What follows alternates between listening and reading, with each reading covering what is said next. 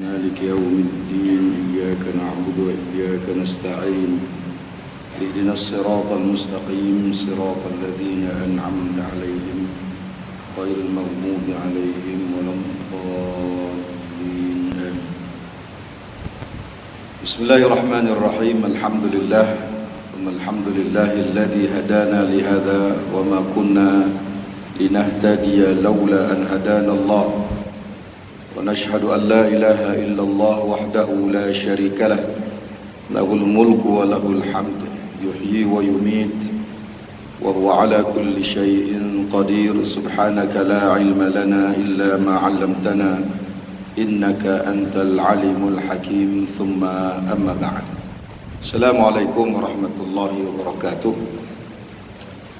Alhamdulillah, kita merafakkan kesyukuran kepada Allah Subhanahu wa taala yang terus memberi izin untuk kita hidup di atas muka bumi Allah taala ini untuk menjalankan tanggungjawab kita sebagai hamba Allah, sebagai khalifah Allah di muka bumi ini.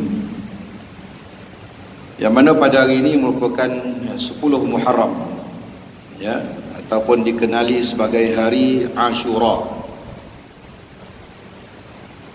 Yang mana Allah Subhanahu wa taala menetapkan dalam banyak keadaan,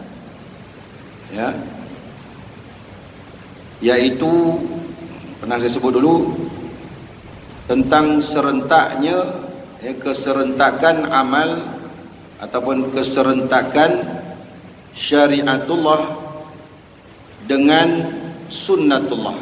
Kalau pernah siapa ingat yang saya ceramahkan pernah satu ketika dulu, yaitu dalam susun atur alam ini Allah Subhanahu wa taala menjadikan keserentakan di antara sunnatullah dengan syariatullah. Ada sebabnya. Ada di antaranya yang kita maklum, ada yang antaranya kita tidak maklum. Mungkin sebab belum kita mengkaji dengan mendalam lagi, maka kita tidak mengetahui hikmahnya. Apa yang saya maksudkan sebagai contoh berkaitan dengan salat. Salat ni ialah suatu syariatullah. Salat itu adalah syariatullah. Maka datang syariatullah itu serentak dengan sunnatullah. Apa dia? Sebagaimana contoh solat subuh. Pada sunnatullahnya, iaitu keteraturan alam ini yang Allah Ta'ala susun, apabila terbitnya fajar, itu apa? Sunnatullah. Ketetapan alam yang Allah atur, pada sunnatullahnya, pada sekian-sekian waktu akan berlaku terbitnya fajar sadiq. Maka serentak dengan itu datang syariatullah yang bermaksud yang bernama salat fardu subuh. Nampak tak? Bahawa salat subuh itu tidak akan datang melainkan dengan adanya terbit fajar sadiq. Nampak tak? Perkaitan antara syariatullah berserentak dengan berlakunya pada sunnatullah. Begitu juga zuhur sebagai contoh. Gelincirnya matahari adalah sunnatullah, maka serentak dengannya itu datang syariatullah yang bernama fardu zuhur. Nampak tak? Kenapa Allah Ta'ala menyusun begitu? Kerana setiap satu sunnatullah itu ada kesannya kepada alam, ada kesannya kepada diri kita. Sebab kita ini adalah sebahagian daripada alam. Kita ini adalah bumi. Bumi adalah kita, kita adalah bumi. Sebab asal usul badan kita ini, unsur seluruhnya 114 unsur tubuh berada di dalam bumi. Sebab itu apa yang terkesan pada bumi terkesan kepada kita. Sebab asal usul kita pun daripada bumi. Nampak tak? Jadi pada terbitnya fajar sadiq itu memberikan kesan-kesan tertentu kepada alam. Kalau berdasarkan ilmu yang dipanggil sebagai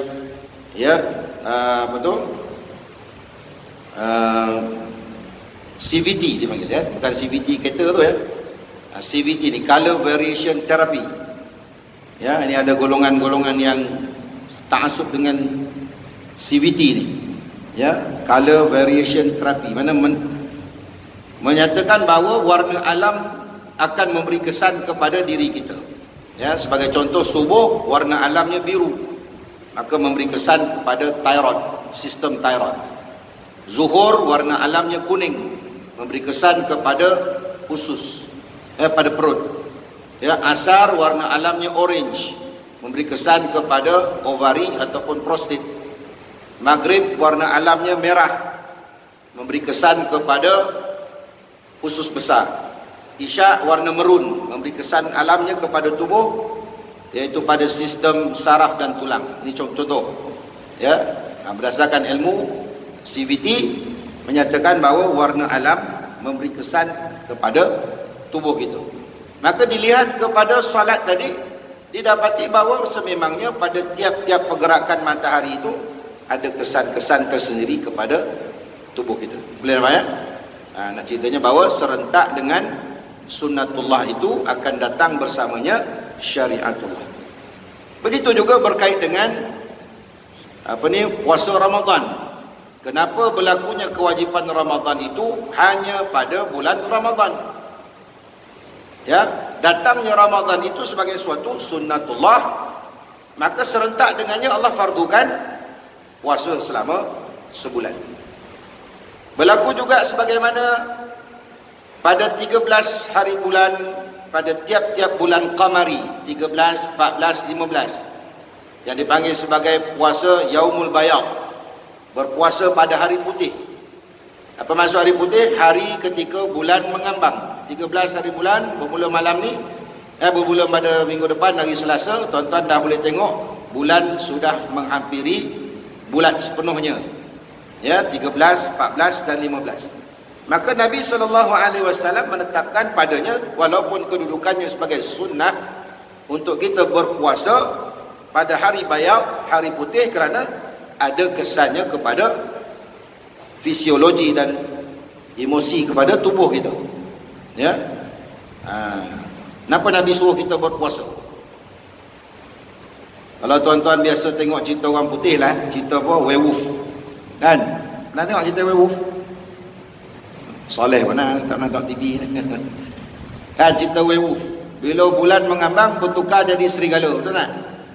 Ya, bulan hari lain tak ada, dia bulan mengambang je bertukar jadi serigala.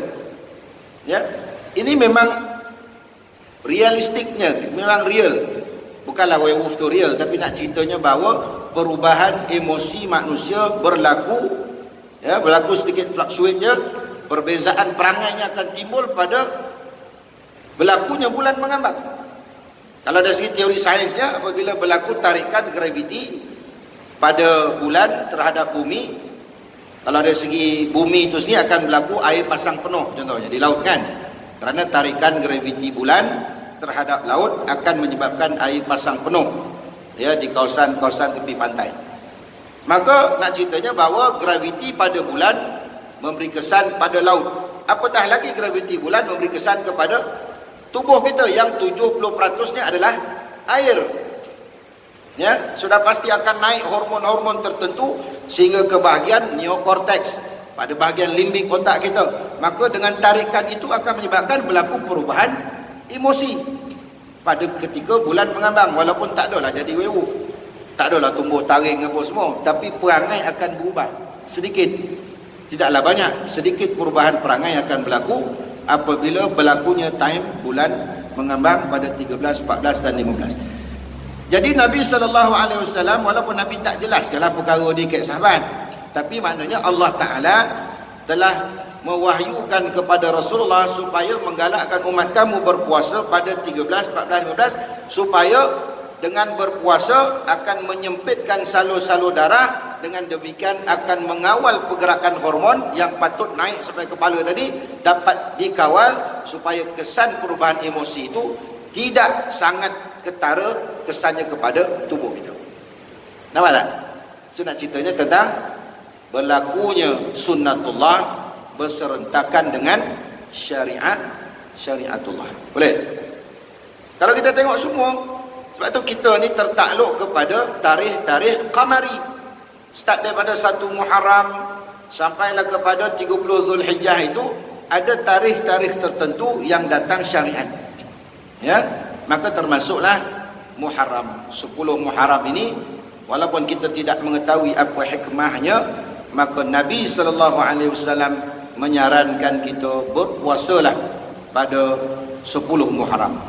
Ya, begitu juga dengan 9 Zulhijjah, ya, puasa pada hari nisfu Sya'ban dan sebagainya yang kita baca dalam hadis, maka sudah pasti di sana tersembunyi hikmah-hikmah yang sebahagiannya kita ketahui, sebahagiannya yang kita tidak ketahui, ya, tentang keserentakan antara sunnatullah dan syariatullah. Ya, maka hari ini adalah 10 Muharram. Ya, yang Nabi SAW sangat-sangat menggalakkan supaya kita berpuasa. Ya, sehingga disebut oleh Ibnu Abbas, ya, aku tidak mendapati baginda Rasulullah sallallahu alaihi wasallam sangat bersungguh-sungguhnya berpuasa melainkan dalam dua tarikh ataupun 2 masa. Yang pertama pada 10 Muharram dan yang kedua di dalam bulan Ramadan. Memang Ramadan tu Nabi sungguh-sungguhlah berpuasa. Ya, yang diwajibkan, ya, tetapi di antara pilihan-pilihan hari yang dilihat bahawa baginda Rasulullah SAW sangat bersungguh-sungguh menjaga dan mengejarnya ialah pada 10 Muharram. Kita maklum bahawa 10 Muharram ini merupakan suatu tarikh, ya, yang Allah Subhanahu wa taala pilih terjadinya pelbagai peristiwa-peristiwa yang sangat besar di dalam alam ini. Ya, dikatakan dalam riwayat bahawa bumi ini diciptakan pada 10 Muharram. Ya, bumi, alam langit dan bumi, alam ini semuanya diciptakan pada 10 Muharram. Syurga diciptakan 10 Muharram. Diciptakan Nabi Adam alaihissalam 10 Muharram. Ya, pada tarikh yang samalah. Ya, Nabi Adam alaihissalam diturunkan ke dunia pada tarikh yang sama. Nabi Nuh alaihissalam diselamatkan daripada banjir besar. Pada tarikh yang sama, Nabi Yunus alaihissalam dilepaskan oleh Allah dari perut ikan Nun. Pada tarikh yang sama, Nabi Ibrahim alaihissalam yang dibakar oleh Namrud, ya, ataupun Namrud atau Nimros, ya, nama macam-macam lah, ya, diselamatkan daripada bakaran api yang menjulang itu, ya, oleh Raja Namrud membakar Nabi Ibrahim. Selamatnya pada 10 Muharram. Nabi Idris dibawa naik oleh Allah Ta'ala untuk menziarahi syurga, menziarahi neraka, dibawa oleh Jibril pada 10 Muharram. Dan Nabi Musa AS diselamatkan oleh Allah daripada kekejaman Fir'aun, melintasi Laut Merah, ya, dan akhirnya Fir'aun tenggelam, berlaku pada 10 Muharram. Ya, dan begitu juga Nabi Isa AS dikatakan diangkat naik ke langit. Ketika mana orang-orang Yahudi mengejar untuk membunuhnya, maka Allah selamatkan Nabi Isa AS, juga berlaku pada 10 Muharram. Jadi nak ceritanya bahawa kenapa Allah Ta'ala memilih tarikh-tarikh penting itu pada 10 Muharram. Itu sebut tadi. Sebab pada sunnatullah itu ada tersembunyi padanya syariatullah yang mungkin kita tak tahu, tak faham kenapa Allah memilih tarikh ini. Ya, sebab tu ada datang contoh macam teori-teori metafizik, ya, teori metafizik, iaitu berkaitan dengan rahsia tarikh lahir, kan?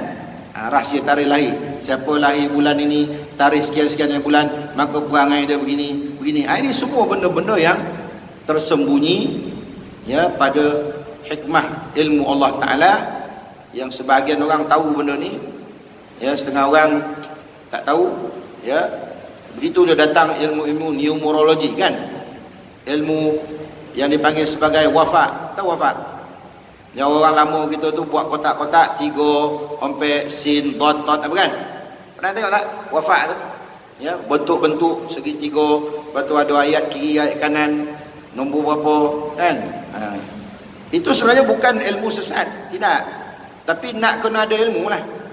Ya, dia sebagai ikhtiar asbab berkaitan dengan tadilah alam dan juga bumi, ya, berkaitan alam dan juga syariat. Ya, tapi orang sebarang-sebarang jangan ambil.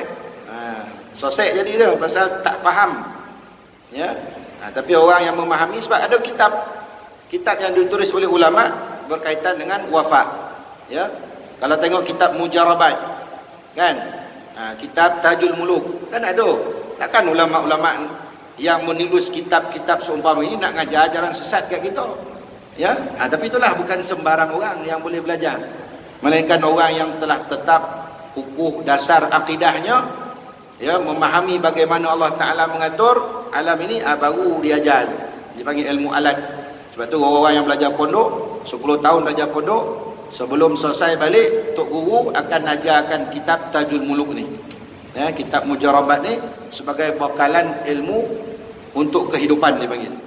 Ya, tapi kita ni pondok pun tak pergi kan, jojak kaki kat pondok pun tidak, tiba-tiba nak ngadap pondok ni, tu yang jadi sosek tu. Ya, bukan makam gitulah, bukan tahap gitu. Ya, jadi jangan cepat sangat kita kata yang tulis-tulis ni semua syirik ni. Tak betul akidahnya, memang syirik lah. Mempercayai pondok tu ada kesan, memang syirik lah. Ya, tapi bila kita memahami kaedah itu, dia tidak syirik. Ya, ada kaedah dia. Macam contohnya kedai mamak 786 kan, 786 tu apa? Dia ada rahsia di sebalik tu. Ya, kenapa surah Al-Quran 114, kenapa tu, semua ada rahsia dia. Tapi tak semua orang lah, ya, boleh mempelajarinya, melainkan dengan apa ni, ya, dengan asas ilmu akidah, ya, asas ibadah yang sahih, ya, ibadah yang saleh, akidah yang sahih, baru Allah bukakan ilmu tadi. Ya, kita ni semayang pun tak berapa lagi, ya, puasa hari ni pun tak betul nak buat ke tidak ni, kan, contoh. Tapi nak belajar ilmu-ilmu yang makam tinggi-tinggi ni, rantianlah, ya, lupa kan dulu, belum masuk lagi. Ya, tapi nak cerita itulah, ya, tentang, ya, 10 Muharram. Allah Ta'ala mengadakan peristiwa-peristiwa besar di dalamnya, kerana adalah rahsia yang Allah Ta'ala lebih mengetahui kenapa Allah memilih tarikh tersebut, ya, berlakunya pelbagai peristiwa-peristiwa besar tadi. Jadi menurut setengah pendapat ulama bahawa baginda Rasulullah sallallahu alaihi wasallam sudah pun mengamalkan puasa Ashura semenjak berada di Makkah Al-Mukarramah. Ya. Sejak di Makkah lagi, setengah riwayat Nabi telah pun berpuasa Ashura. Ini berdasarkan kepada ayat Quran kan, yang menyatakan bahawa auzubillahi minasyaitonirrajim, ya ayyuhalladzina amanu kutiba alaikumus shiyam kama kutiba alal ladzina min qablikum la'allakum tattaqun. Wahai orang beriman, telah diwajibkan kepada kamu berpuasa sebagaimana umat yang terdahulu berpuasa. Nampak? Sebagaimana umat yang terdahulu berpuasa. Maknanya puasa Ramadan itu datang kepada Nabi Muhammad sallallahu alaihi wasallam, tetapi puasa yang telah diwajibkan kepada umat yang terdahulu itu tidak dapat dipastikan apakah Ramadan, apakah bulan-bulan yang lain, ataupun hari-hari yang tertentu, ya. Maka pendapat mengatakan jadi bahawa puasa yang diwajibkan ke atas umat-umat yang terdahulu antaranya adalah puasa Ashura. Ya. Sebelum kefarduan puasa Ramadan, Nabi telah diwajibkan oleh Allah berpuasa Ashura dulu. Ya.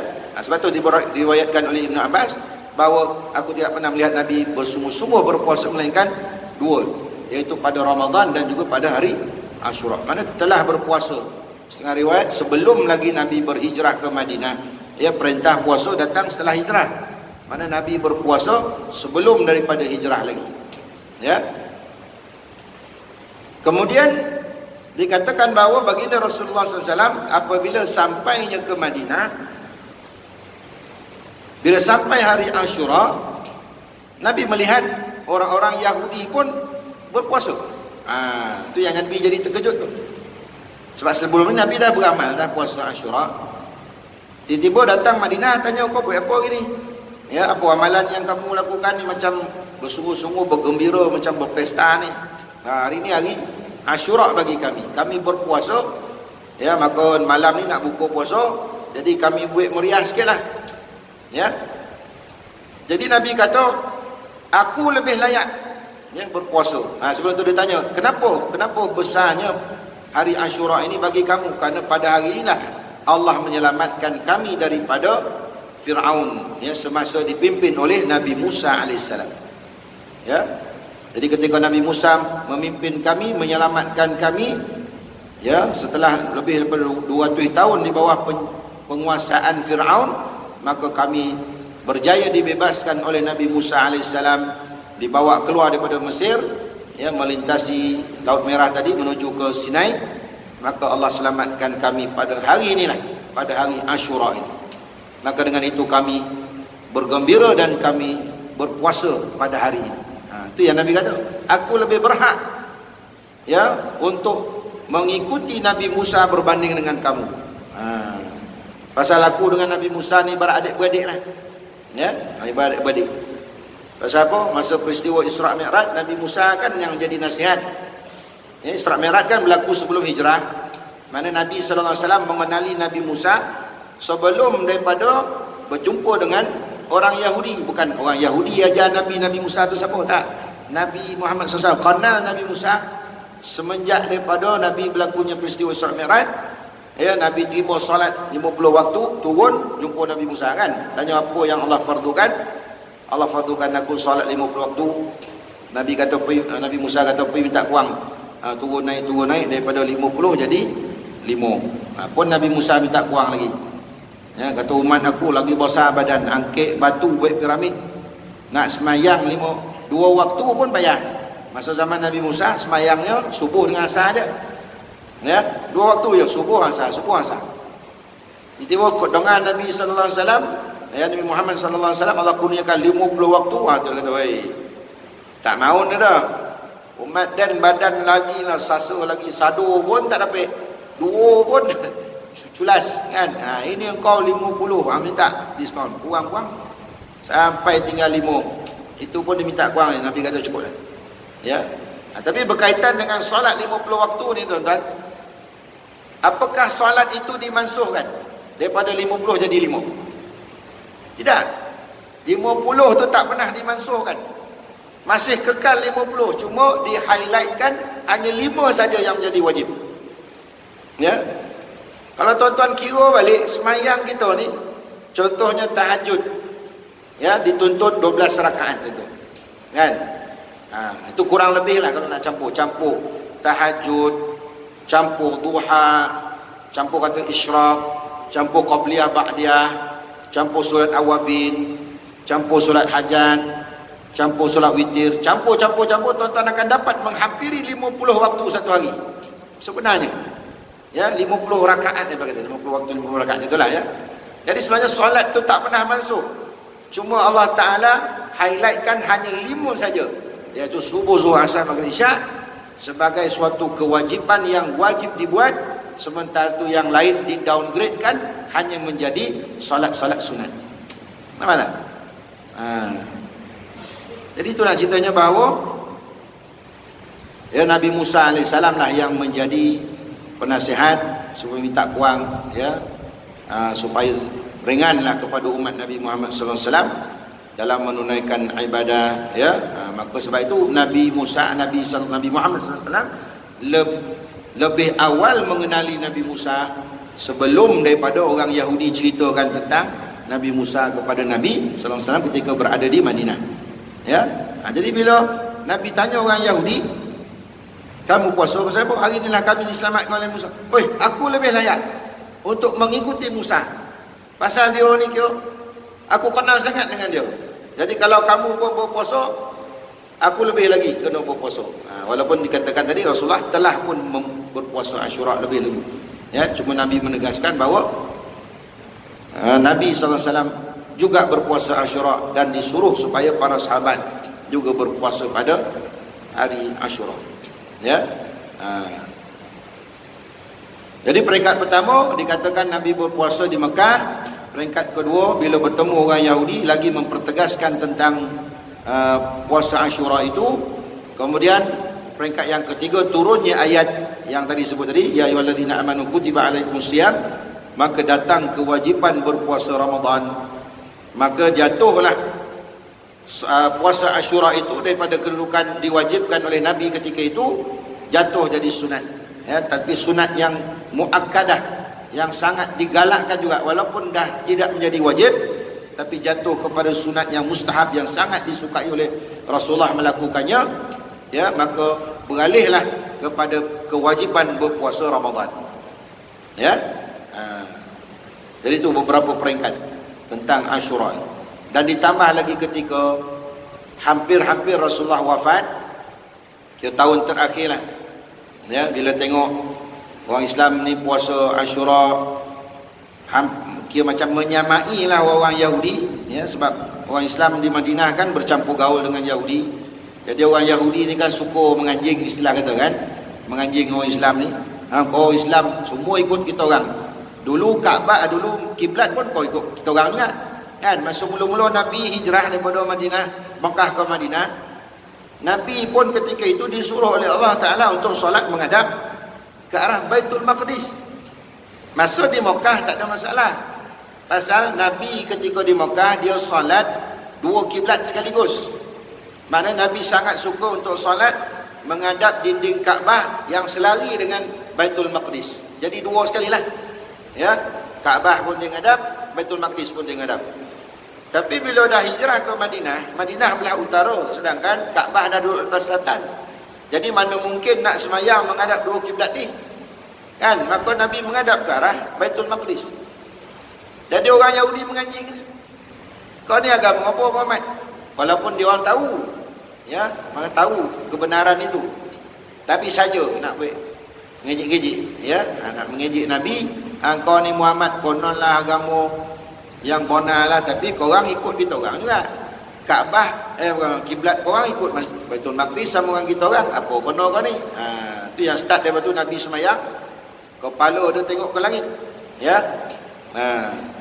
Qad nara taqalluba wajhika fis sama' kan. Nabi semayang tak tengok tempat sujud dah, semayang macam ni.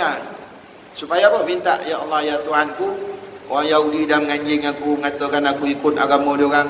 Mintalah ya Allah supaya beralih kembali kepada kiblat datuk nenek aku, iaitu Nabi Ibrahim, ya, iaitu di Makkah Mukarramah, Masjid Haram, ya, di Kaabah itu. Maka selepas 16 bulan, ya, setahun 4 bulan, barulah turun falan waliyannaka qiblatan tardaha. Maka beralihlah, ya, pada hari ini kiblat yang kau sukai itu, iaitu menghadap ke Kaabah, ya. Maka berlaku kan di Masjid Qiblatain tu, tu yang jadi ada dua mihrab tu. Mihrab depan ada, mihrab belakang lagi. Ya, yang Nabi bertukar kiblat tu tengah semayang zuhur. Tengah semayang 2 rakaat zuhur, datang perintah, tarawih Nabi pusing, beralih ke mihrab yang ke belakang, atau beralih kepada kiblat ke belakang, Nabi melangkah. Ya, maka di situlah, ya, berlakunya peristiwa perubahan kiblat, yang mana tadi, ya, Nabi SAW gembiralah kerana Allah Ta'ala telah mengubah, ya, dan menyelamatkan Nabi daripada diejek oleh orang Yahudi, ya, konon-konon ikut agama dia orang, kan. Begitu juga dengan puasa Ashura ini. Bila dah sekian lama, apa sama juga orang Yahudi ngejek, walah kau orang tak ada modal lain, asyik ikut kita orang je, kita puasa Ashura, kau nak Ashura juga, kan. Maka di tahun terakhir Rasulullah SAW sebelum wafat, dia kata, insya-Allah tahun depan aku akan menyuruh supaya kaum umatku berpuasa pada hari Tasu'a, ya, pada hari ke-9, kemudian barulah diikuti dengan hari ke-10, supaya membezakan kita dengan orang-orang Yahudi. Jadi Nabi pun tak sampai buat hari Tasu'a. Rasulullah dah meninggal dulu, wafat pada hari yang pada tahun yang disebut tu, pada tahun depan, tapi Nabi telah melafazkannya. Jadi bagi kita ni yang telah mendengar tadi, ya, atas suruhan Nabi tadi, bagi membezakan kita dengan orang Yahudi, maka digalakkan jugalah kita berpuasa pada 9 Muharram, itu semalam, ya, dan diikuti dengan 10 Muharram, hari Ashura. Maka setengah pendapat ulama yang lain, walaupun tak ada dalilnya, mengatakan kalau kita dah puasa 10 tak sampai 9, maka boleh ambil yaumun ba'dal Ashura. Ya, pun sama juga tujuan nak memisahkan antara ibadat kita supaya tidak bersamaan dengan orang Yahudi, maka dibolehkan puasa seboleh Muharram. Kalau siapa yang tak dapat 9, puasa 10 dan seboleh, kan. Kalau siapa yang 9 dan 10, kira seboleh tak jalan dah, ya. Itu ijtihad sebagian ulama bagi apa ni, membezakan antara amalan Yahudi tadinya. Ya. Kalau kita tengok dalam apa, ada yang orang hantar dalam WhatsApp tu kan, kira minggu ni boleh puasa seminggu direct lah kan. Pasal harinya berturut-turut tarikh-tarikh yang sangat bersesuaian berpuasa. Start daripada 8 dari bulan Muharram itu hari kami. Jadi boleh puasa kami, sunat kami. Lepas tu jatuh hari Jumaat 9 Tasu'a semalam. Ya. Boleh puasa 9 Muharram. Hari ni Sabtu puasa 10 pula Asyura. Lepas tu esok Ahad, so boleh yaumun ba'dal Asyura kalau siapa yang nak buat lah. Ya. Lepas tu jatuhlah Isnin, puasa sunat Isnin pula. Lepas tu jatuh pula hari Selasa, hari 3 boleh, yaumul bayat 3 boleh, 4 boleh, 5 boleh sampai kami. Selasa, Rabu kami. Maknanya start kami sampai kami boleh puasa direct. Siapa yang nak nak taqarrub pada Allah melalui amal-amal puasa, maka boleh seminggu ni.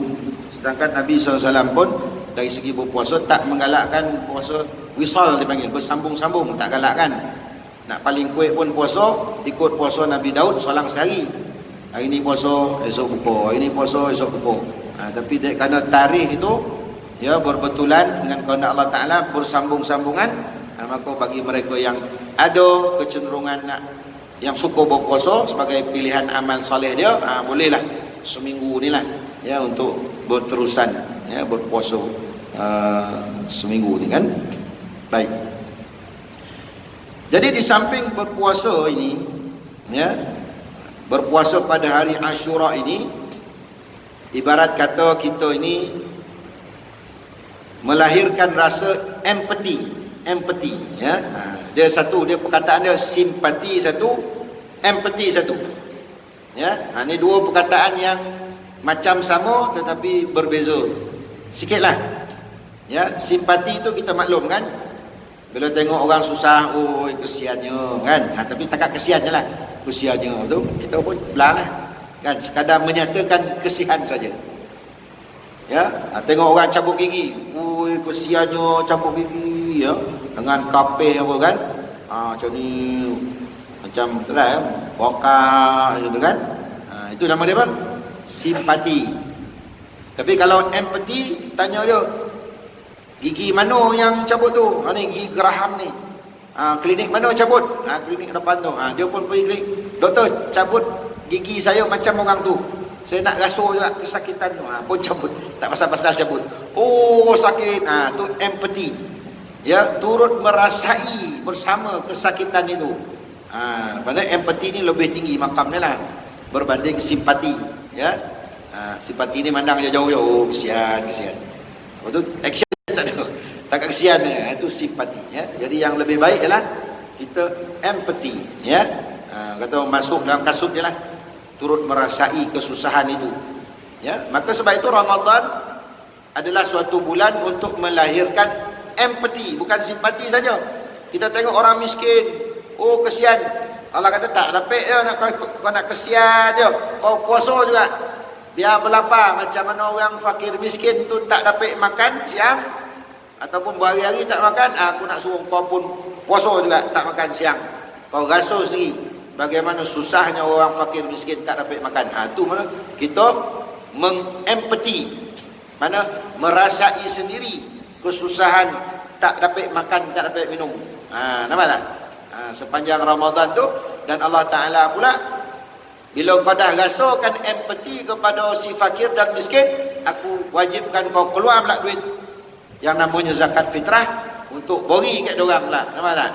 Bukan sekadar simpati, ditingkatkan jadi empati dan digalakkan untuk menyelesaikan permasalahan fakir miskin tadi dengan diberi pula zakat fitrah. Nampak tak? Tu syariat kita punya lah. Cantik kan susunan dia tu. Maka begitulah juga dengan Yaum Asyura ini, iaitu kita cerita tadi kan, Nabi Ibrahim dibakar di Namrud ya. Nabi Yunus masuk dalam perut ikan Nun selama 80 hari setengah pendapat ya. Kemudian Nabi Musa kan berlari-lari lah melarikan diri daripada kekejaman Firaun, melintah Laut Merah. Berapa jauh tu, ya.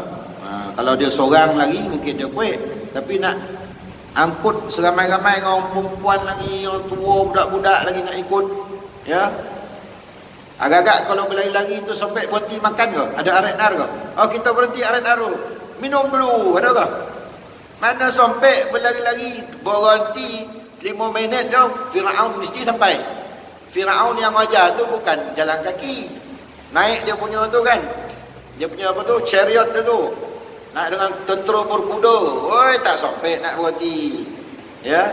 Ibarat kata kau nak tahu kancing pun tahu kancing dan seluar je lah.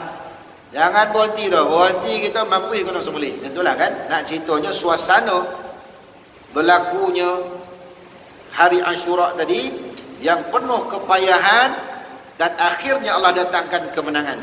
Ya. Nabi Ibrahim kena bakar dulu walaupun Allah bagi tahu. Allah kata ya narukuni bardan wa salaman ala Ibrahim.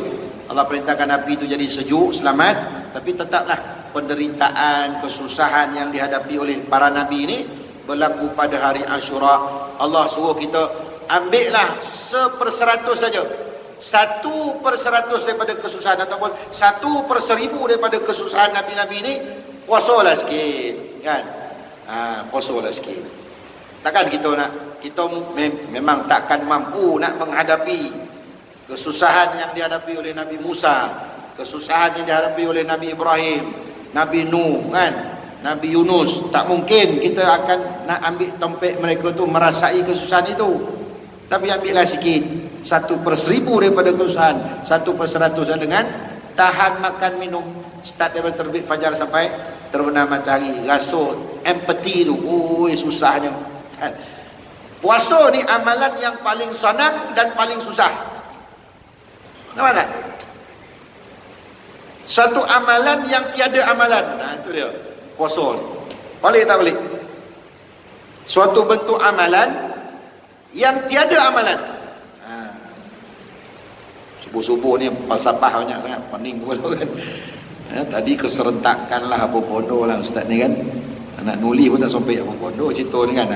Ni kalau tulis saja ni bagi kat rumah baca tak faham ni apa bodoh ni bang. Ni ada sosek ke mana. Ya, puasa ni suatu amalan yang tiada amalan. Apa takrif puasa? Menahan diri daripada makan dan minum serta perkara yang membatalkan puasa bermula terbit fajar sampai tenggelam matahari. Apa amalan yang baik? Menahan diri. Tahan diri tu baik apa? Tak ada baik apa? Tahan. Itulah puasa. Amalan yang paling senang tetapi yang paling susah. Kan? Kalau bulan puasa tu tak puas semua puasa. Ini bulan-bulan macam ni hari Sabtu pula ni konduri lagi lah kan. Oi kan. Kono lah cucu makan nasi krim walah kan. Tengok air botol menitik-nitik sejuk keluar peti ais kan. Air kosong pun jadi terliur lah. Ya. Semalam pun saya puasa alhamdulillah. Ada kuliah lepas maghrib, kuliah lepas Jumaat. Muslimat ke Taman Tasik lah. Dia letak ke atas meja botol air kosong yang keluar peti air. Saya pegang sejuk, Allahu Akbar. Dah lah hari Khamis tu puasa. Semalam puasa lagi. InsyaAllah mudah-mudahan hari ni puasa. Kan? Tak tahan. Semalam macam nak fail jugalah. Saya buka lah tak tahan ni. Tahan juga. Itulah nak ceritanya. Amalan yang paling mudah dan sebenarnya susah. Suatu amalan yang tanpa amalan. Itu cerita. Ya. Tapi kelebihannya sangat besar sehingga tidak ada catatan kota pahala kan. Kata Allah, kata Nabi dalam hadis, kullu amal ibn Adam lahu illa siyam. Setiap amalan anak Adam baginya ada kota dia. Satu baik ganda 10, satu baik ganda 700. Illa siyam, melainkan puasa fa ana ajzi bi. Puasa tak ada kota. Allah kata aku yang akan memberikan ganjarannya, mungkin lebih daripada 700, mungkin 1000, mungkin 2000, terpulanglah atas keikhlasan. Ya. Itu cerita tadi ya. Jadi kita ambil lah Ashura ni atas tadi lah empati kita kepada kesusahan perjuangan nabi-nabi, rasul-rasul ya, yang Nabi Yunus tadi duduk dalam perut ikan 80 hari tak ada makan, tak ada minum. Nabi Ibrahim duduk dalam api, Nabi Nuh atas bahtera tadi. Tu yang keluar idea apa? Bubuk Ashura.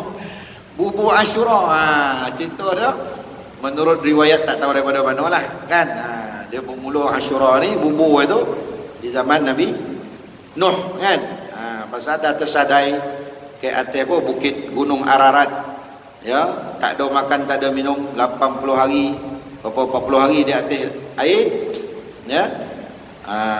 Jadi datang ilham, campur semua segala jagung lah, barley lah kan. Ada kambing seekor, sembelih kambing, ambil daging tu masuk, campurlah dengan segala rempah-rempah tu, akhirnya jadilah bubur Ashura. Itu riwayat yang saya tak tahu sahih ke Bukhari Muslim ke tak jumpa tapi riwayat cerita itulah dia bubur Ashura. Dia ada besi Kelantan Terengganu, dia jadi macam kuih bakar tu kan, korek tu kan. Besi kita belah pantai barat ni yang macam bubur lambu tu lebih kurang lah kan. Cuma ada daging, ada rasa lah rempah-rempah apa sikit. Tu besi lah, tu mazhab apa saya tak tahulah kan. Yang kat Kelantan Terengganu tu zaman dulu Nabi Nuh tu baik tak tahulah kan. Belah-belah ni tak tahulah, itu semua. Yang penting masuk perut konyang sudah. Ya, tu cerita. Jadi itulah tuan-tuan. Cukuplah sekira ringkas pada subuh hari Ashura ini. Mudah-mudahan siapa yang belum lagi berniat boleh niatlah sebelum zuhur kan, sebelum gelincir matahari boleh tu kan. Tapi kita ni nak puasa mestilah ada apa. Malam tadi punya azam kan, hari ni bodongan nak puasa tak dapat Ustaz, kenduri lagi apa. Tak apalah. Yang penting kita ada maklum tu, berazam tahun depan apa dengan maklumat yang kita kongsikan bersama ni. Korang adalah keazaman. Ya. Lebihnya kita ni kan Nabi kata, ya, niyatul mukmin khairun min amalihi. Ya, orang beriman ni niatnya itu kadang-kadang lebih baik daripada amalannya. Jadi tuan-tuan kok tak dapat hari ni pasang niat nak puasa pun sudah cukuplah. Ya. Ada orang tu ada eager lah, rasa nak puasa tapi tak boleh lah Ustaz, saya ni kena makan ubek. Tak apalah kan. Tapi ada tak niat nak puasa? Kalau sihatnya puasa, cukuplah untuk Allah memberikan kita pahala ya atas keazaman kita. Ya, mudah-mudahan pada tahun-tahun mendatang kita ambil lah ya Ashura ni sebagai salah satu hari yang besar ya, yang kita bersungguh-sungguh ya mengejarnya, menunggunya untuk kita berpuasa. Dan kelebihannya apa? Diampunkan dosa setahun yang lalu. Karena sehari ini kita puasa, Allah ampunkan dosa kita setahun yang berlalu ya. Kita nak dapat keampunan setahun, agak-agak nak kena istighfar berapa ribu kali tu. Mau kan 360 hari istighfar. Tak mampu lah. Hanya dengan berpuasa start daripada 6 pagi ya sampailah 7.21, berapa jam saja Allah memberi kurniaan keampunan setahun yang lalu atas dosa-dosa kita ya. Mudah-mudahan perkongsian ilmu pada pagi ini ya melahirkan kesedaran di kalangan kita ya untuk kita berazamlah ya akan datang insyaallah. Wallahu a'lam. Aqulu qouli hadza wa astaghfirullah li wa lakum. Wassalamualaikum warahmatullahi wabarakatuh. Subhanakallahumma hamdika asyhadu an la ilaha illa anta astaghfiruka wa atubu ilaik. Bismillahirrahmanirrahim. Al-'asr. Innal insana lafi khusr illa alladhina amanu wa 'amilus salihati wa tawassaw bil haqqi wa tawassaw bis sabr. Allahumma rzuqna imanan kamilan warzuqna yaqinan sadiqan wa 'amalan mutaqabbalan. Rabbana yassir wa la tu'assir ya karim. Watammin bil khair. Sallallahu alaihi wasallam.